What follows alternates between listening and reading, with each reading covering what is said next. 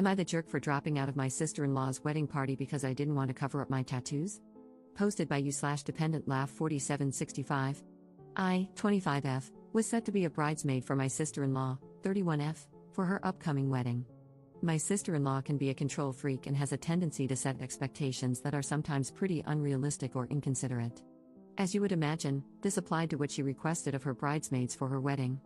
I know people have differing opinions when it comes to bridesmaids' dresses, but I'm someone who believes that the bride should have the final say since it is her day, especially if the bridesmaids' dresses are being paid for. However, regardless of who is paying, I also think brides should be mindful that if they want everyone to wear the exact same dress, it would be respectful to check if everyone is comfortable with certain styles, especially if there are people in the group who prefer to dress more modestly.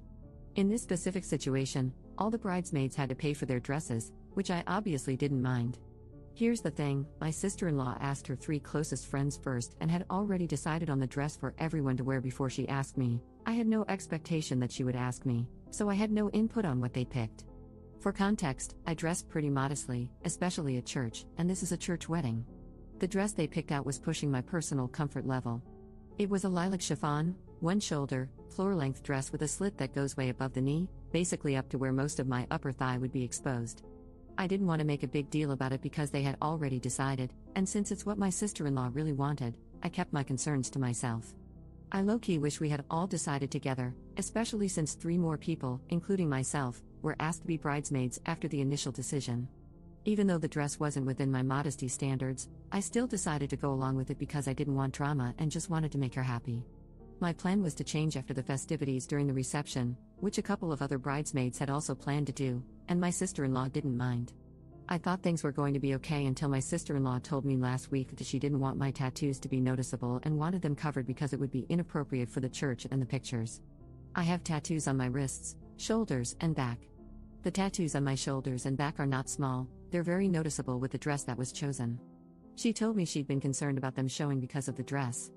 Keep in mind, she knows about my tattoos, and the dress was still chosen knowing they would show. I was annoyed, but since I had already paid for the dress, I asked if I could wear a shawl. She said no because she didn't want me to stand out from the rest of the group, especially since I'm not the maid of honor. She then suggested a foundation product to cover my tattoos, which costs around $40 to $50.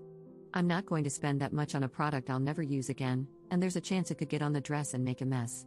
I told her I didn't think it was fair to expect this when she already knew I had tattoos and still chose a dress that would leave them visible. If she had a problem with my tattoos, why pick something without sleeves or ask me to be a bridesmaid in the first place?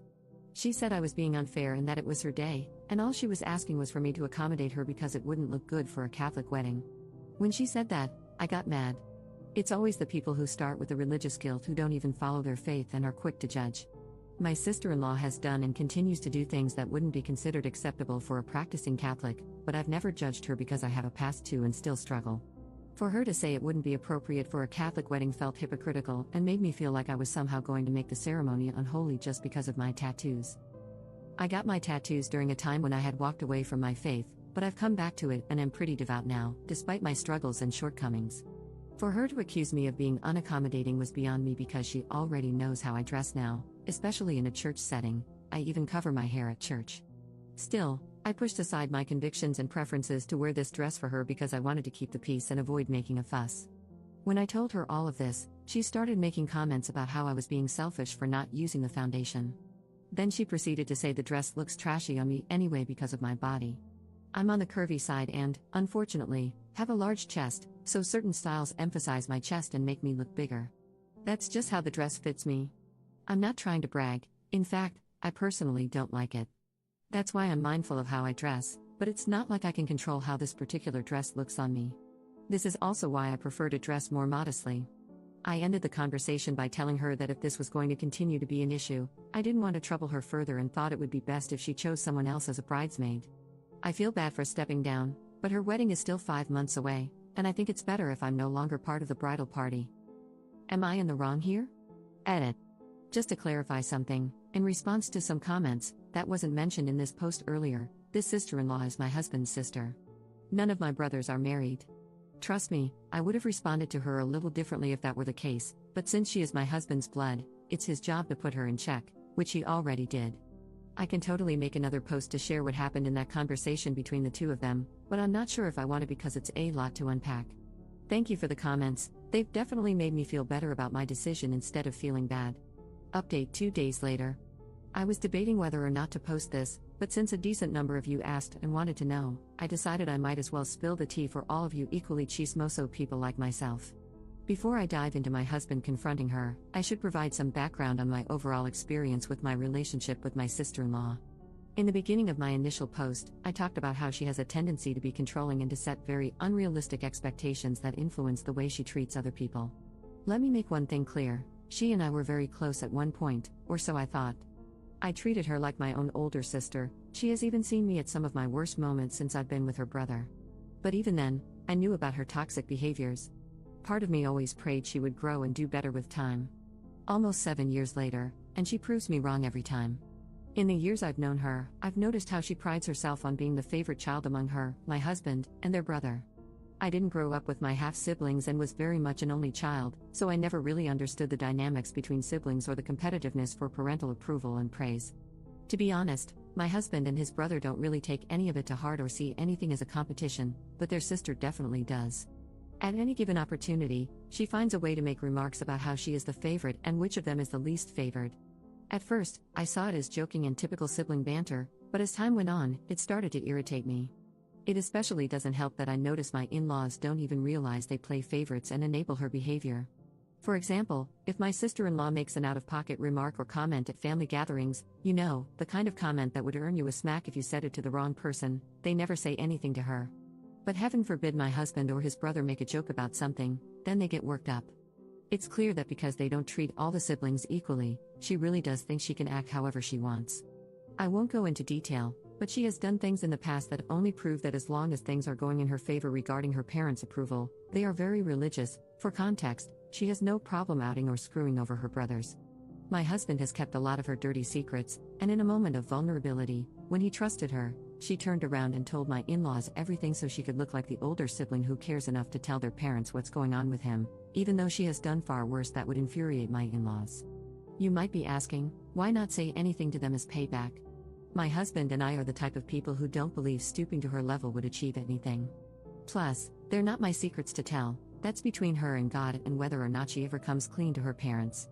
Overall, that alone really changed my husband's view of his sister because it showed how selfish she is. Of course, he felt betrayed, even though this specific incident happened almost 6 years ago.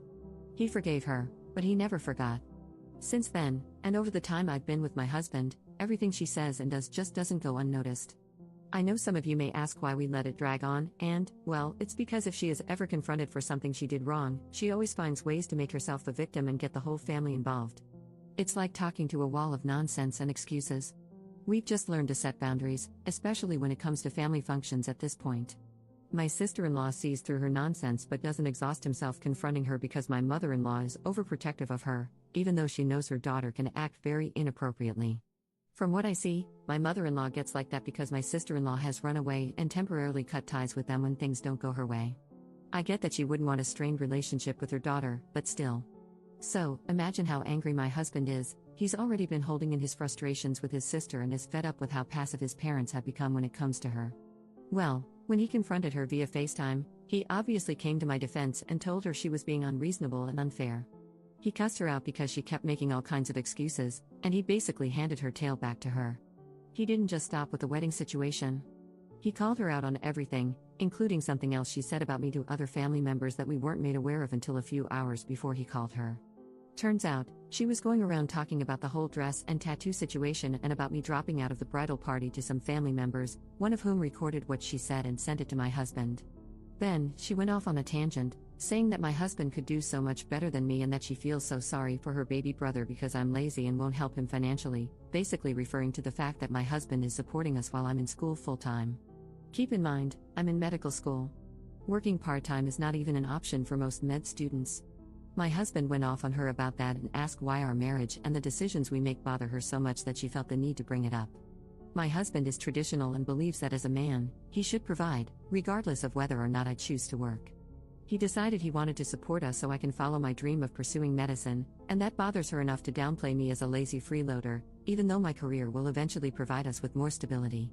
Regardless of how anyone looks at it, I don't know what her issues are, but targeting me just doesn't make any sense. After 30 minutes of yelling and listening to her fake crying and non-apology excuses, my husband told her that since her wedding day is a family event, he'll still participate out of obligation and I will attend as a guest, but she should consider this the last time we will ever be involved in anything concerning her.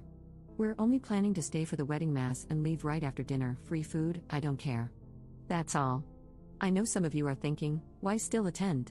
But my husband is good friends with her fiancé and is a groomsman, so it wouldn't feel right to drop out on him just because my sister-in-law is crazy.